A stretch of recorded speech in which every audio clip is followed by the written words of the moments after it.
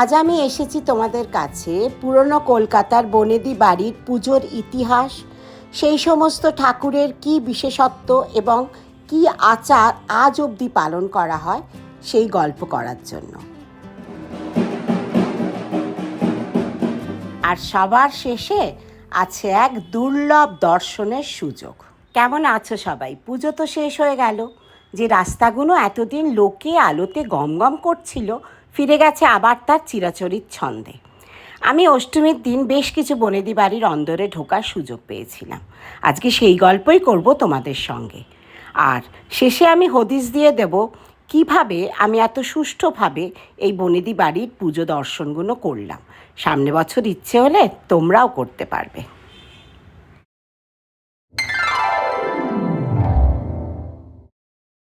প্রথম বাড়ি হচ্ছে রানী রাসমণির বাড়ি। ওনার 4 মেয়ে, 3 বাড়িতে পুজো করা হয়। ওনার শ্বশুরমশাই শুরু করেছিলেন এই পুজো 1793 সালে। এখন যারা পুজো করে তারা হচ্ছে হাজরা পরিবারের।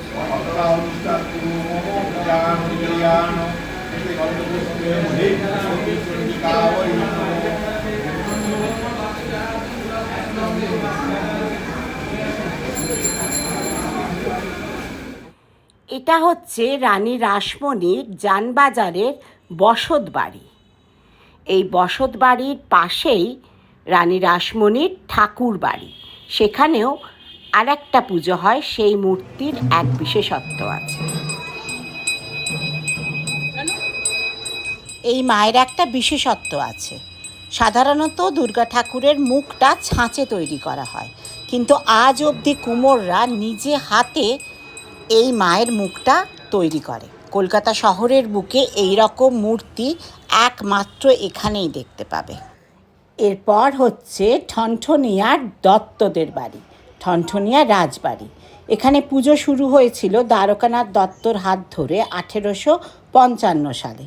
পাটের ব্যবসা করে দ্বারকানাথ দত্ত তখনকার দিনে প্রচুর পয়সা উপার্জন করেছিলেন। এই ঠাকুরের পুজোর একটা অদ্ভুত গল্প আছে। দ্বারকানাথ দত্তের স্ত্রী ছিলেন খুব কালো, কিন্তু বিবাহের পরেই ওনার ব্যবসায় প্রচুর উন্নতি লাভ হয়। সেই জন্যই কলকাতার প্রথম মেয়েদের নামে সংকল্প করে পুজো শুরু হয় দ্বারকানাথ দত্তের বাড়ি। আজও এখানে মেয়েদের নামেই পুজো করা হয়। আর এখানের বিশেষত্ব হচ্ছে দুর্গা এখানে পূজিত হন শিব দুর্গা রূপে।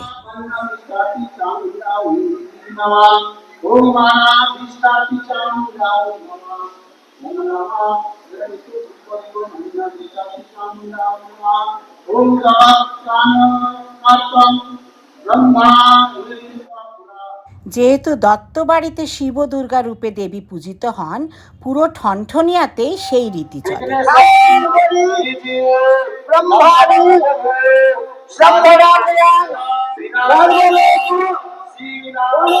দেখলে আমাদের শহরটা দুর্গার মন্ত্র উচ্চারণে একেবারে গমগম করছে। আমাদের পরবর্তী গন্তব্য হচ্ছে দর্জিপাড়ার মিত্র বাড়ি।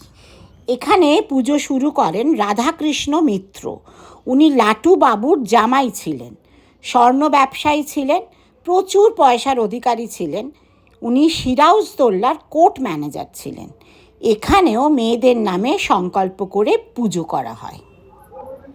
এই বাড়িতে মা প্রচুর সোনা এবং রূপোর গয়নায় সেজে আছেন। এখানে মাতৃমূর্তির সঙ্গে আমি আরেকজনেরও ছবি তুলেছি। এই মাসিমা এই বাড়ির বংশধর। ওনাকে এখনো অপূর্ব দেখতে।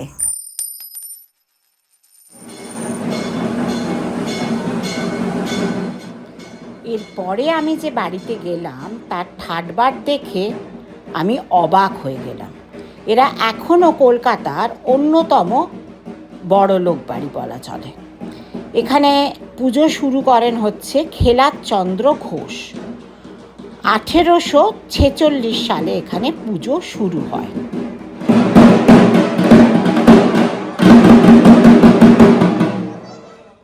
খেলাচন্দ্র ঘোষ মাত্র 16 বছর বয়সে প্রচুর সম্পত্তির অধিকারী হন। শোনা যায় যে উনি হেস্টিংসের বউকে বাংলা শেখাতেন। এখানে মায়ের সমস্ত গয়না এবং পুজোর সমস্ত বাসন রূপোর। এদের বাড়ি দেখলে সত্যিই বোঝা যায় যে এরা one of the well maintained Rajbari of Kolkata. এই বাড়ির অন্দরে ঢোকার পারমিশন পাওয়া যায় শুধুমাত্র বছরের এই 4 দিন। আর মাকে এখানে একটা স্পেশাল ভোগ দেওয়া হয়। কাশি থেকে আনানো হয় চিনি, সেই চিনিতে রান্না করে মাকে এখানে ভোগ দেওয়া হয়। এই হচ্ছে খেলাদ ঘোষের পুজোর ইতিহাস। আমাদের পরবর্তী গন্তব্য একটি বিশিষ্ট বাড়ি, জোড়াসাঁকোর দা বাড়ি। কথিত আছে যে মা গয়না পরতে আসেন জোড়াসাঁকোর দা বাড়িতে। এখানে মা সম্পূর্ণভাবে সোনার গয়নায় সজ্জিত হন এবং সিংহের ওপরে যে চাদরটা বেছানো আছে ওটা 200 বছরের পুরনো এবং লন্ডন থেকে আনা হয়েছিল।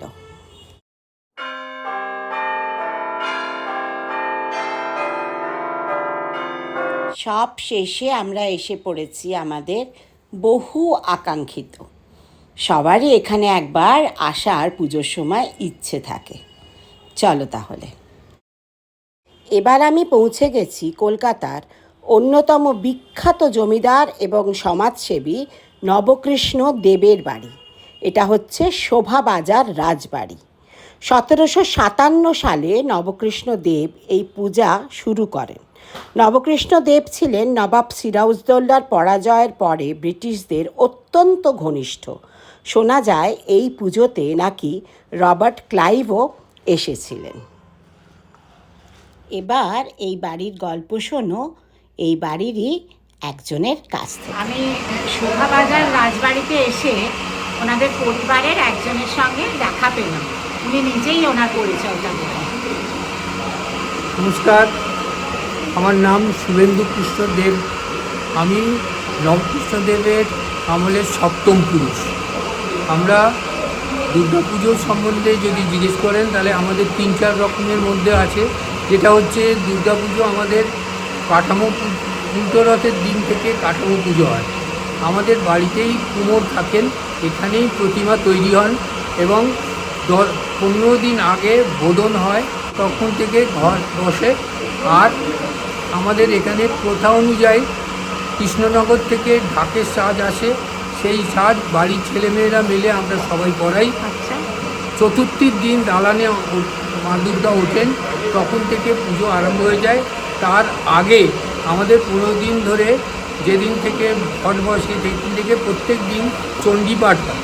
এই চণ্ডীপাঠটা নবমীর রাত পর্যন্ত চলে। আমাদের দশমীর দিন 3-4 রকম পুজো হয়। একটা হচ্ছে তরোয়াল পুজো, একটা নীলকণ্ঠ আগে ছাড়া হতো, এখন গভর্নমেন্টের রেস্ট্রিকশানে নীলকণ্ঠ ছাড়া হয় না, সেই জন্য নীলকণ্ঠ পুজো হয়।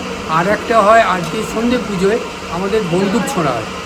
বন্দুক? হ্যাঁ, বন্দুক ছোঁড়া হয়, কিন্তু এবারে রেস্ট্রিকশান আছে, এবারে বন্দুকটা হবে না। কেন গভর্নমেন্টের কিছু রেস্ট্রিকশানের জন্য কয়েকজন আপনারা পেপারেও দেখেছেন, এই জন্য এবারে বন্দুক ছোঁড়াটা হচ্ছে। আপনারা কি এই বাড়িতে সারা বছর থাকেন? আমাদের এটা ঠাকুর বাড়ি, এখানে বাড়ির কেউ থাকে না। এখানে কর্মচারী থাকেন, যারা পুরোহিতরা থাকেন, যে কুমোর তৈরি করে তারা থাকেন। প্রত্যেকের জন্য আলাদা ঘর দেওয়া আছে। এই ঠাকুর বাড়িতে আমাদের কেউ থাকে না। এই নবকৃষ্ণ স্ট্রিটে পর আমাদের সব বাড়ি আছে। তার মধ্যে অনেকে হয়তো ভেঙে ফ্ল্যাট করে দিয়েছেন, কিন্তু এই বাড়িটা পুরো নবকৃষ্ণ স্ট্রিটটা দেবেদেরই বাড়ি।